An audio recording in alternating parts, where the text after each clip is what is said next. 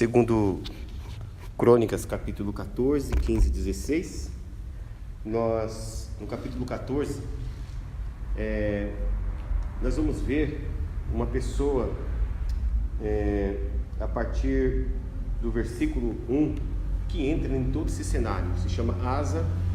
Ele passa a se tornar rei, e por conta daquilo que ele marcou na sua época, na sua geração, é o que eu quero refletir com vocês um pouquinho nesta noite. Então, o tema que eu quero compartilhar com vocês nesta noite é: não permita ser mudado pelas circunstâncias. Não permita ser mudado pelas circunstâncias. Nós vimos aqui, nesse texto aqui, que Asa, ele entra num cenário, e ele entra num cenário muito conturbado, cheio de guerras, cheio de problemas sociais.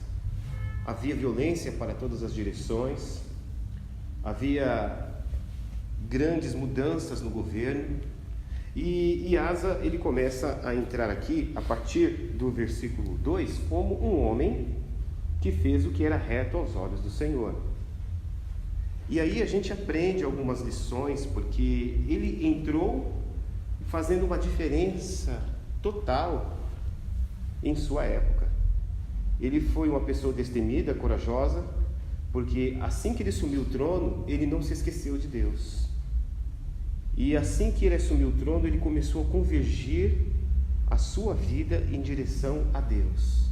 É interessante ter que falar isto, porque não era bem isso que estava acontecendo no contexto de Israel. Havia uma apostasia generalizada. O povo de Deus estava esquecendo que era povo de Deus e estava esquecendo do Deus do seu povo, por conta de tantas relações com o mundo, deixando o mundo entrar em sua vida, e acabou minando a sua fé, a sua confiança com o próprio Deus. Então eles confiavam mais nos seus cavaleiros, confiavam mais nas suas estratégias, confiavam mais na sua capacidade bélica do que em Deus. Asa, ele fez diferente. Asa, ele começou a buscar ao Senhor. É interessante que esse texto mostra que o princípio do reinado de Asa é exatamente isso. Tudo começa quando ele começou a fazer o que era reto aos olhos do Senhor. Assim como Asa, não podemos esquecer que estamos rodeados por um mundo tão inseguro, cheio de problemas, cheio de instabilidade. Não temos certeza, muitas vezes, tamanho é a violência, não temos certeza se nós vamos voltar hoje para casa. Esses dias eu estava vendo a situação que estava acontecendo na linha amarela, no Rio de Janeiro.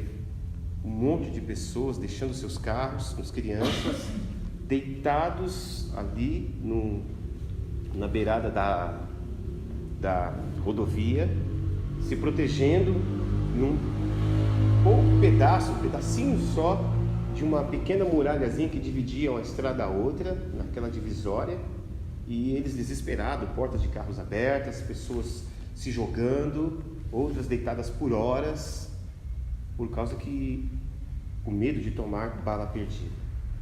Assim como ele, nós podemos mudar também a nossa vida, a nossa geração, quando nós olhamos sobre aquilo que Deus quer, de fato, o que nós fazemos em nossas vidas. Deus quer que nós comecemos de acordo com Asa aqui. O que ele fez? O versículo 3, 4, 5 e 6 começa a descobrir, ou pelo menos desvendar para nós, se caso fizéssemos esta pergunta: o que significa fazer o que é reto diante do Senhor?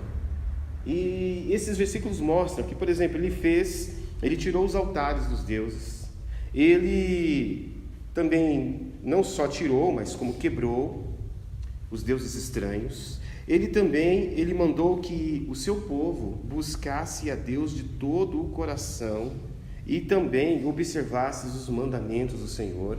Ele também tirou de todas as cidades todos os altares das imagens voltadas para o sol, e fez com que as casas fossem edificadas, cidades fortes por toda a terra. E o que aconteceu? Não houve mais guerras voltadas contra eles. O povo começou a viver em paz por causa desta reviravolta, esse avivamento espiritual. Quando nós estamos dispostos a perguntar para Deus: Senhor, o que o Senhor quer que eu tire da minha vida para te agradar? Senhor, o que você quer que eu anule do meu comportamento para poder ouvir a sua voz? Senhor, o que o Senhor quer que eu tire de imediato da minha maneira de agir, da minha maneira de fazer alguma coisa dentro da minha vida, ou um comportamento que não te agrada, ou algo que muitas vezes o Senhor sempre se entristeceu. Quando nós tiramos estas coisas de nossas vidas, Deus começa a entrar e agir. E é interessante que quando Ele começa a entrar e agir, as nossas guerras começam a virar tempos de paz, a tempos de vitórias. O grande problema é que muitas vezes nós gostamos de certas coisas que Deus não gosta, e tentamos esconder isso até mesmo diante de Deus, achando que talvez Ele não vai levar em conta isso. Talvez um pecado, um pensamento ruim, talvez um comportamento que você sabe que não é muito legal, mas muitas vezes são estas situações que é a causa de grandes batalhas em nossas vidas. Traz para nós maldições, traz para nós situações que acabam nos subjugando, tira de nós as bênçãos de Deus sobre nossas vidas. E Ele fez totalmente diferente. Ele teve uma percepção a mais e falou: não, isso aqui não é o que Deus quer para a minha vida, eu não quero dirigir a minha casa, o governo de Deus, as coisas que Deus me colocou, competindo ou simplesmente dividindo a atenção que serve a Deus para outras coisas. Então não deixe com que nada tire a atenção de Deus na sua vida. Por isso que o tema é exatamente isso. Não permita que situações mudem o seu relacionamento com Deus. Não permita com que situações na sua vida mude a sua fé com o Senhor.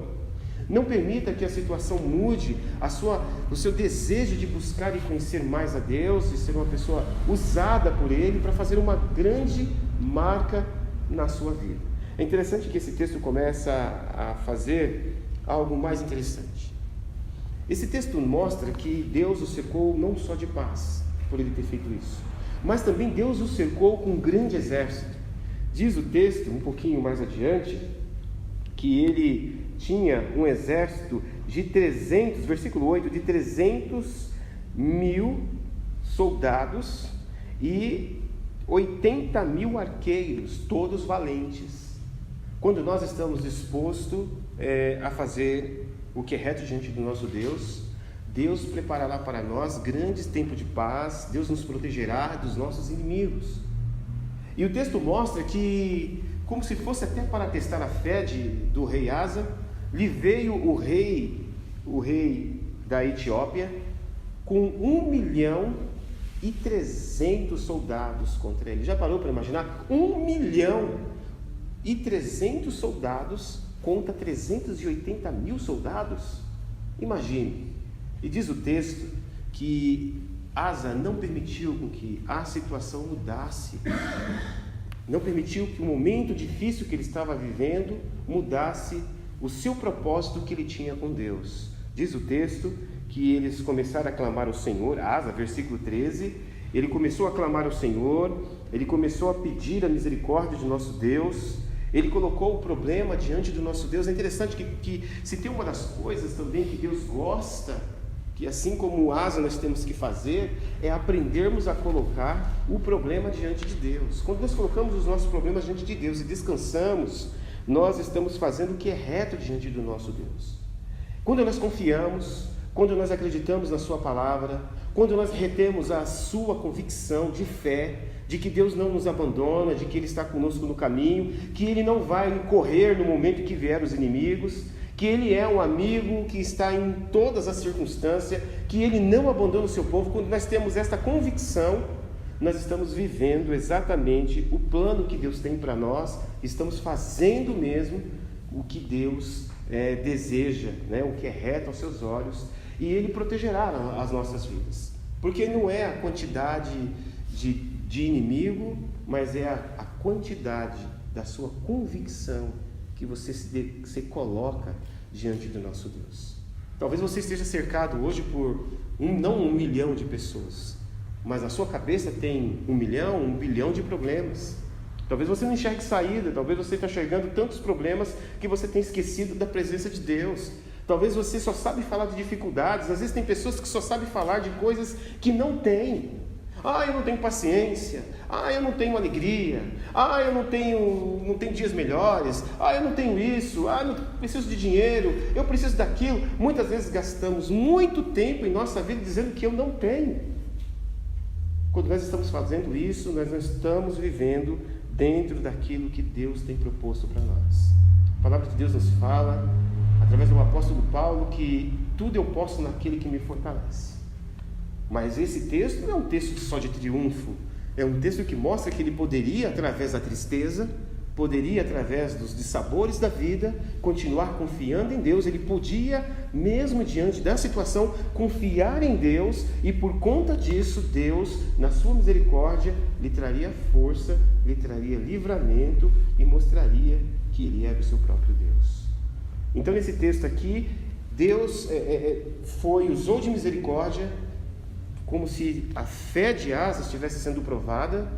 Ele foi aprovado e Deus enviou o livramento, fez com que todos os homens, eu gostei desta leitura dessa palavra de Deus, porque diz o seguinte, que aqueles homens ficaram quebrantados. Sabe o que significa? Que o inimigo não conseguia levantar as armas contra o povo de Deus, ficaram moles. Deus arrancou a força dos inimigos, um por um, isto porque o rei Asa estava confiando em Deus. Quando você confia em Deus, o inimigo fica sem forças contra você.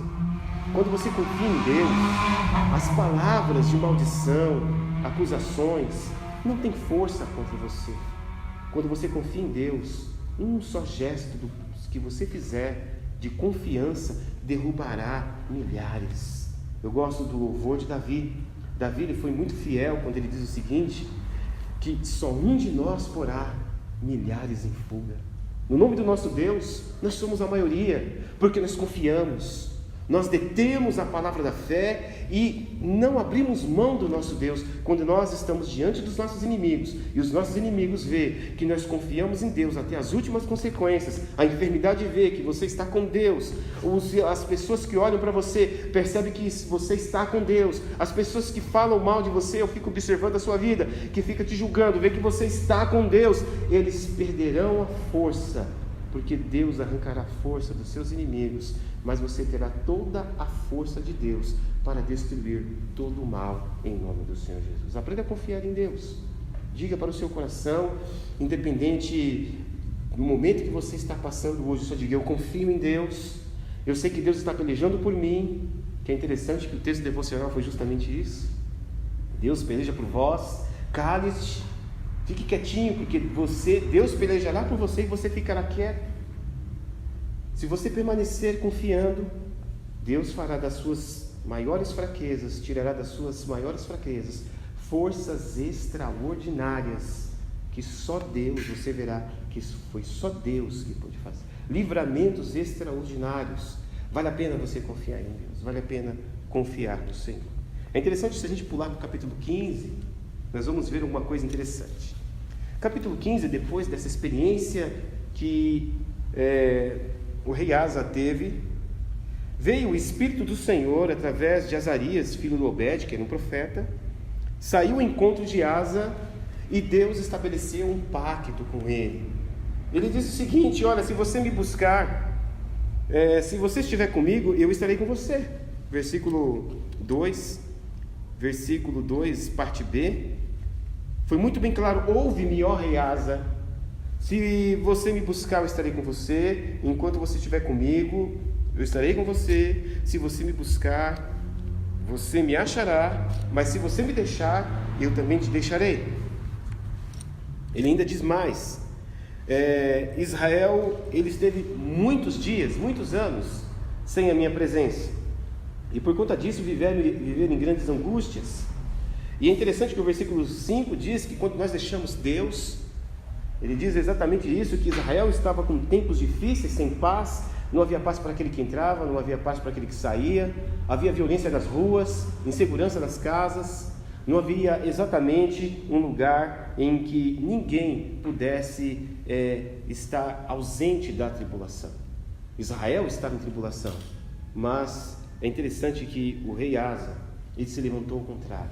Ele se levantou e disse: eu quero servir a Deus. E é interessante que a partir do versículo 6 em diante, mostra que depois que ele aceitou este pacto com Deus, todo o povo começou a ver ele de uma maneira diferente, começou a ver a maneira como ele agia, a maneira como ele vivia na presença de Deus, e todos começaram a oferecer sacrifícios para Deus, todos se reuniram, fizeram um grande pacto com Deus, e até aqueles que não queriam, eles eram mortos, porque todos tinham que fazer um pacto com Deus. A verdade era que ele tinha descoberto a grande vontade.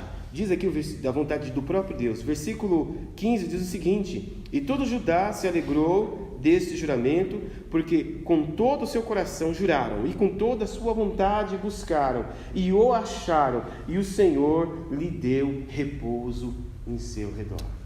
Eu quero dizer para você, meu querido, que assim como este povo tomou atitude radical, se nós queremos ver dias melhores, nós precisamos também tomar atitudes radical e tirar para fora das nossas vidas tudo aquilo que nos rouba a paz, tudo aquilo que não faz parte do nosso Deus. Olha, Deus te chama todos os dias para o seu altar. Às vezes nós vamos preocupados, achando que a paz virá do nosso emprego, achamos que a paz virá de um bom salário no final do mês, de um curso que a gente fazemos, ou porque nós trocamos de empresa, ou porque a paz virá se nós fizermos alguma atitude dentro de casa, se nós mudarmos o nosso comportamento, independente se aquela pessoa está certa ou não. Mas a verdade é, meu querido, a fonte da nossa paz está em tomarmos uma atitude radical e falar: Senhor, queremos buscar o Senhor e queremos achá-lo. Queremos buscar o Senhor de tal forma que queremos encontrar. E a verdade é, meu querido, como você tem buscado a Deus? Será que a sua atitude tem sido radical na busca do Senhor? Sua sede por Deus, sua sede de servi-lo, sua sede de ouvir a sua voz, a sede de poder ouvir e dizer o seguinte: sabe aquela voz subvocal, aquela voz que entra no seu coração e você ouve Deus falar: filho, eu quero isso de você, eu quero aquilo de você, eu quero mais consagração. Às vezes nós estamos tão contentes com pouco de Deus, que muitas vezes nós pecamos em não querer o seu muito. Sabe de uma coisa? Deus quer sempre dar mais de si para os seus filhos. É interessante que quando Deus os levou para o Egito, através da família de Jacó, levou para livrá-los de uma seca. Mas quando estava lá no Egito, depois eles levantou José, eles tiveram um tempo de paz e de vitória, eles se tornaram escravos. Mas Deus foi e falou: não é isso que eu quero para você. Eu não quero que vocês vivem em cativeiro. Eu quero que vocês me busquem. Me busquem no deserto, me adorem. E aquele povo falou: não, nós vamos buscar então Deus no deserto, nós vamos ser abençoados, porque lá haverá uma terra prometida que manda leite e mel. Aí Deus começou um projeto de leite e mel para o seu povo. O seu povo alcançou a terra de leite e mel. Às vezes alguns prevaricaram no meio do caminho, mas no final todos chegaram a Canaã, ao lugar onde Deus havia prometido, e lá expulsaram todos os seus inimigos. Mas a bênção não parou por aí. Enquanto todo mundo já estava começando a fazer os seus assentos, tomando água de poços que não cavaram, morando em casas que não haviam construídos, Deus disse o seguinte: depois que vocês estabelecerem, eu quero fazer vocês de luz para as nações. E foi aí que o povo falou: não, esse cadinho de terra tá bom. Teve um povo da tribo de Ruben, falou: olha, nós vamos ficar do outro lado do Jordão, tá? Mas quando você precisar da gente, a gente vai lá te ajudar. Mas tá bom aqui, eu não quero atravessar, eu não quero passar. Asa fez diferente. Asa, ele não só se contentou em querer fazer o que é reto diante do Senhor, não só se contentou em vencer os seus inimigos no nome do Senhor, mas como também ele sabia que se a sua casa fosse ajustada em buscar ao Senhor de todo o seu coração, a paz não ficaria só para a vida dele. A paz reinaria em toda a sua casa, em todas as famílias. A paz passaria pelas ruas, pessoas dormiriam bem, sabendo que estavam dormindo nos braços de Deus. E é assim que Deus quer. Muitas vezes nós falamos o seguinte: cada um com seus problemas.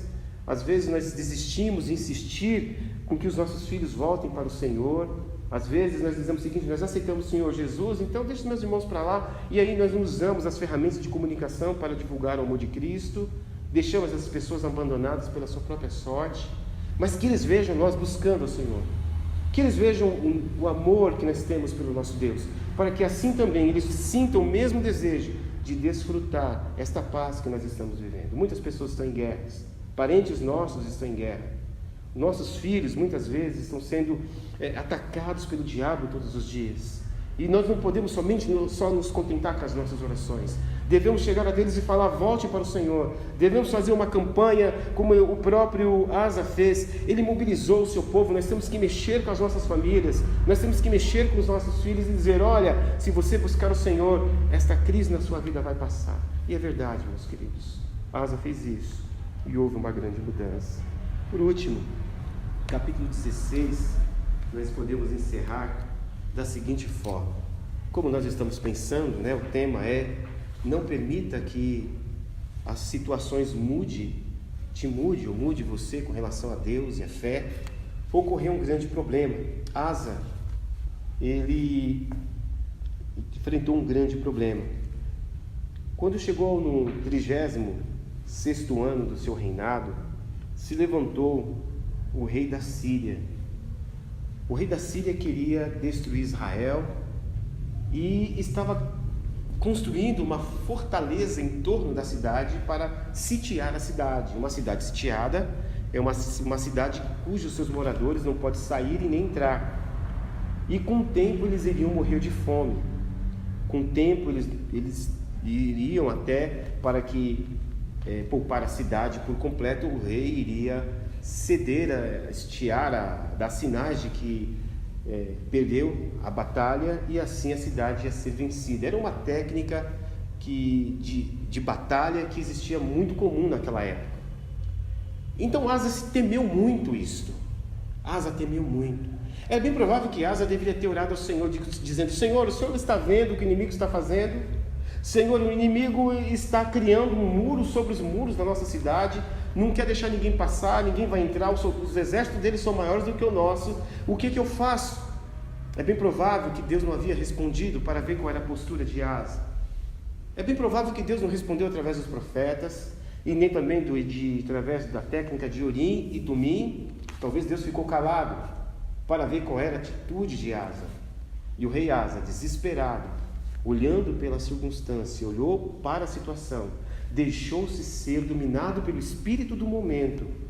A primeira coisa que ele fez: entrou na casa de Deus, pegou todos os utensílios sagrados do Senhor, tudo aquilo que era consagrado ao Deus da vitória, o Deus de amor. Ele pegou todas as riquezas da casa de Deus, depois ele pegou todas as riquezas da sua, ajuntou, colocou sobre os camelos, sobre os burros, sobre os cavalos, sobre as carroças, e levou para o seu inimigo. Entregou de bandeja para os seus inimigos e disse: vamos fazer um acordo. Meu pai fez um acordo com seu pai, então você faça um acordo comigo. E diz a Bíblia que o rei da Síria aceitou o acordo. O rei da Síria aceitou o acordo, e assim houve uma paz fingida. E esse texto diz que o Senhor Deus, depois que ele cometeu este erro, o Senhor Deus levantou o profeta, e esse profeta foi até ele e chamou a atenção do profeta, chamou a atenção de Asa. E é interessante que Asa, versículo 10, Asa ficou tão indignado contra o profeta que o mandou prender no lugar aonde se oprimia os condenados. Prendeu ele no tronco, mandou açoitá-lo, e os outros homens de Deus também da cidade que estava protestando contra esta atitude, Asa também mandou prender todos. E é interessante que, diante de tudo isso, a decadência de Asa começou aí, porque Deus falou o seguinte, através do profeta: você viu o que eu fiz com aqueles outros que você havia guerreado, com os etíopes? Você viu o que eu fiz com eles? Eu poderia ter feito isto também com esses.